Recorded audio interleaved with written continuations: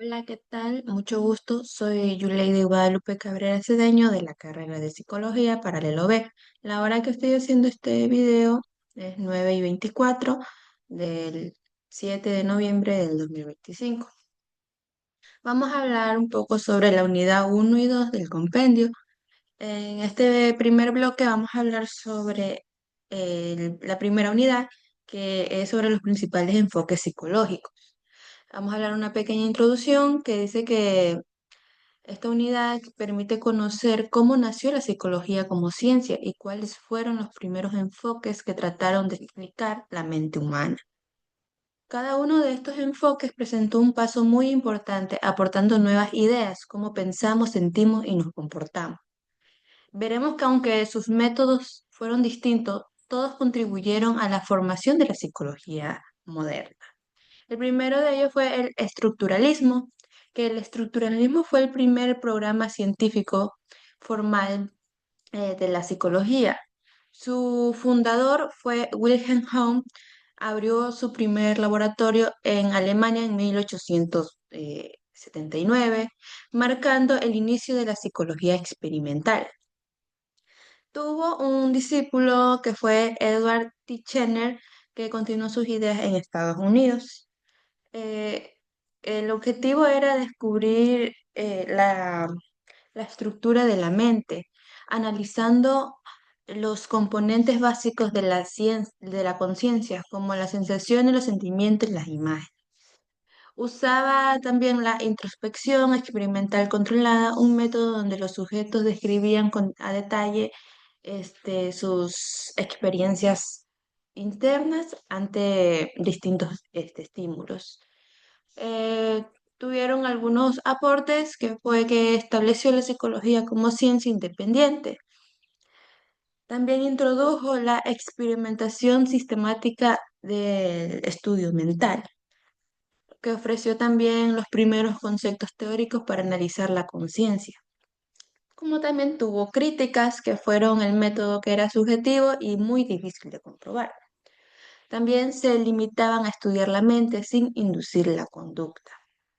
A pesar de sus limitaciones, el estructuralismo fue la base que permitió construir todo el enfoque posteriores. El segundo fue el funcionalismo, que en relación al estructuralismo surge el funcionalismo con William James, que su principal representante, que fue su principal representante. Este enfoque se pregunta no tanto qué es la mente, sino que para qué sirve. También tuvo algunas ideas principales, que fue la mente es activa y ayuda al ser humano a adaptarse al entorno. También se centraba en los procesos mentales en acción, como pensar, recordar, sentir. También está influido por las ideas de Darwin, al entender la mente como parte de la evolución. Los aportes que dio fue origen a la psicología aplicada, como la educativa, clínica y laboral. También sentó las bases del conductismo. Por último, también promovió una visión más pragmática y adaptiva del pensamiento. Las críticas fueron que carecían de un método tan riguroso que, como el estructuralismo, que enfatizaba también la función más que la descripción precisa de los procesos. En pocas palabras, el funcionalismo trasladó la psicología del laboratorio de la vida, también mostrando cómo la mente sirve para actuar y adaptarse. El tercero es la psicología del acto. La psicología del acto propuesta por Franz Brentano, también cuestionó al estructuralismo, que Brentano sostenía que la mente no estaba compuesta por contenido, sino por actos intencionales como percibir, recordar e imaginar. Eh, un concepto es que la intencionalidad de todo acto mental se dirige hacia un objetivo o propósito. Por ejemplo, al recordar siempre recordamos algo, al imaginar siempre imaginamos algo. Los aportes, es que la idea de la actividad mental consciente. La segunda, que fue la base de la psicología fenomenológica y existencial. También introdujo una mirada dinámica en donde la mente se entiende como acción. También tuvo sus críticas que su enfoque fue más filosófico que experimental. No tenía métodos para medir obviamente los actos mentales. Sin embargo, Bretano aportó una idea fundamental. La mente siempre está orientada hacia algo y esa orientación es la esencia de lo psicológico. El cuarto es el enfoque histórico-cultural que desarrollado por Lev Vygotsky, cambió completamente la manera de entender del aprendizaje y el desarrollo humano. Para él el pensamiento y la conducta se forman a través de la interacción social y la cultural. Este, también unos conceptos claves de esto es zona de desarrollo próximo, que es la distancia entre una persona que puede hacer sola y lo que puede lograr con ayuda. Las herramientas psicológicas como el lenguaje, los signos y los símbolos que permiten pensar y comunicarse. El aprendizaje como motor del desarrollo. Vygotsky afirmaba que aprendemos primero con otros y luego con nosotros. Los aportes que obtuvo fue que fundamentó la psicología educativa moderna, también revalorizó la interacción social como base del aprendizaje. Explicó que cultura moderna y mente humana también obtuvo críticas que su teoría era muy difícil de comprobar con métodos experimentales. Requiere adaptación según su contexto cultural. En definitiva, Vygotsky enseñó que la mente se construye en sociedad y que nadie aprende de la forma aislada. En conclusión de la primera unidad, que muestra cómo la psicología pasó de ser una rama filosófica a convertirse en una ciencia con métodos eh, propios, que el estructuralismo y el funcionalismo abrieron el camino, el estudio sistemático de la mente, que mientras que la psicología del acto y el enfoque histórico-cultural aplicaron la visión hacia la experiencia consciente del papel de la sociedad del desarrollo humano. En conjunto, estos enfoques nos permitieron comprender que la psicología no se centra únicamente en lo que pensamos, sino en lo que aprendemos y actuamos y nos adaptamos en comunidad. Ahora vamos a hablar sobre la segunda unidad, que es la conducta y escuelas psicológicas. Esta segunda unidad, la atención se centra en un concepto clave dentro de la psicología, como la conducta. A lo largo del tiempo, distintos autores y escuelas han intentado explicarla desde perspectivas muy variadas, pensando en una visión más mentalista, que prioriza la conciencia, una visión más objetiva y observable. Analizaremos cómo surge el estudio de la conducta, qué significa realmente y cómo cada corriente psicológica la entiende dentro de su propio marco teórico. La primera que vamos a hablar es la conducta en psicología, que es el término de la conducta que comenzó a usarse en la psicología gracias a los aportes de autores como Watson, como Pavlov, como Tursky y Lagache.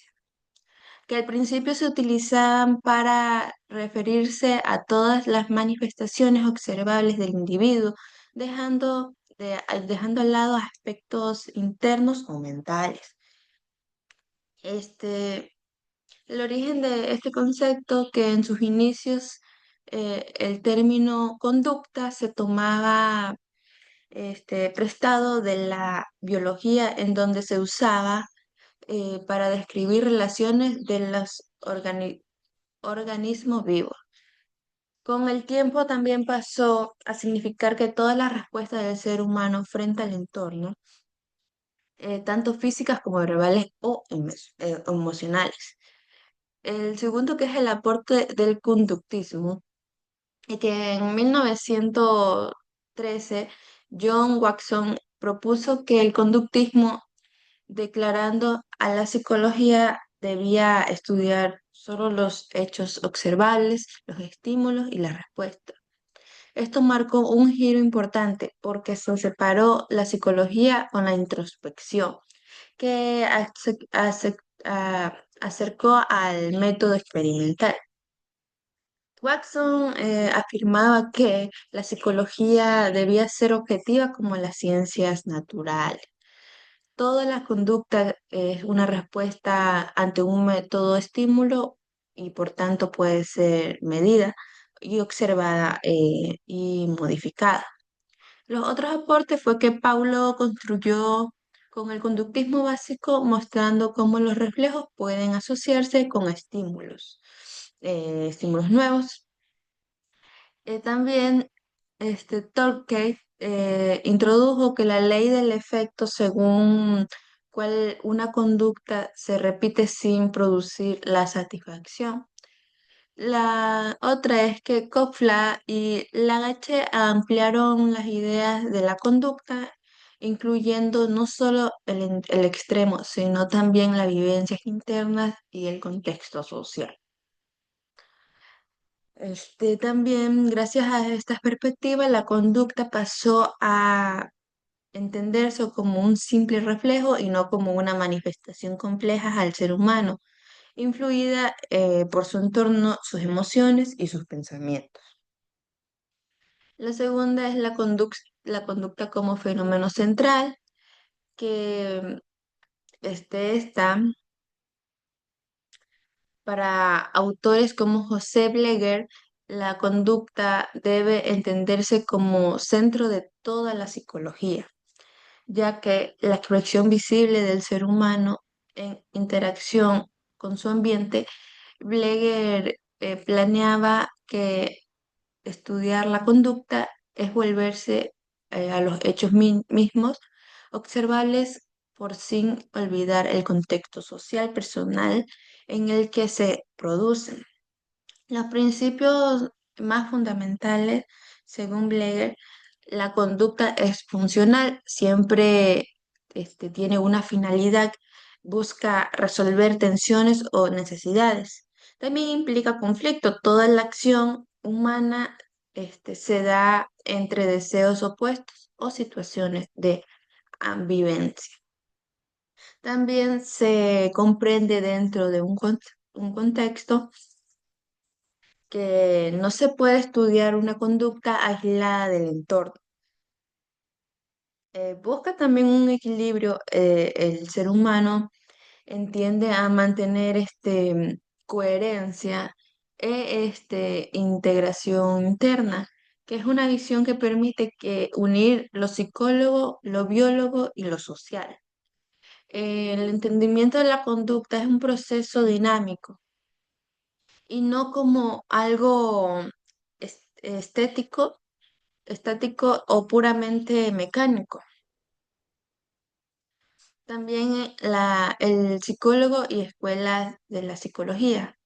En esta parte del compendio, Bleger analiza también que el papel del psicólogo y las diferentes escuelas que han intentado aplicar a una conducta humana, que el rol del psicólogo es que el psicólogo no solo debe conocer la teoría, sino aplicarla en la práctica, investigando mientras trabaja. Su herramienta principal en su propia personalidad, ya que trabaja directamente con otros seres humanos.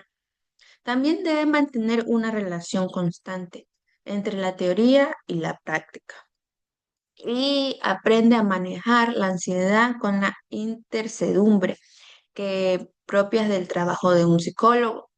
El psicólogo necesita desarrollar una actitud crítica, reflexiva y humana, comprendiendo que que el conocimiento no se logra aislarlo, sino que sino en contacto directo con la realidad.